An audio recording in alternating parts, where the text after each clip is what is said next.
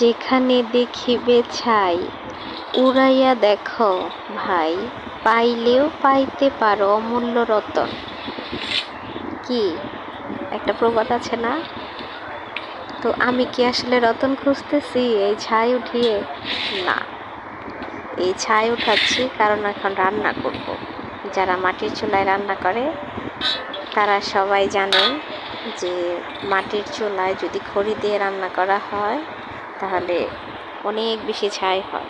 তো প্রতিদিন সকালবেলা সেই ছাইগুলো উঠিয়ে তারপর আবার নতুন করে ওই চুলায় জাল ধরাতে হয় রান্না করার জন্য। তো এই কারণে ছাই উঠাইতেছি, অনেকগুলো ছাই হয়েছে।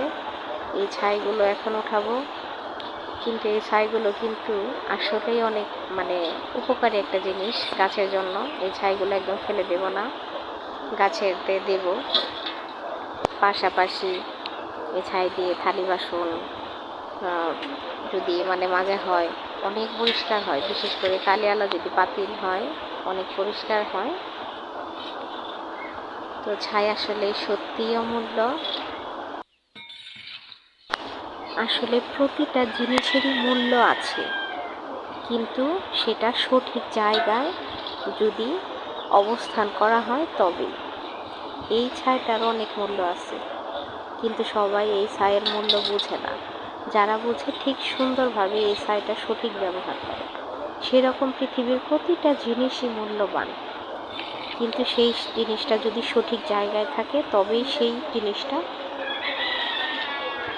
মূল্যায়ন পায়, সেই জিনিসটা মূলত মূল্যায়ন পায়। কিন্তু যদি সঠিক জায়গায় না থাকে তবে সেই জিনিসটা মূল্য পায় না।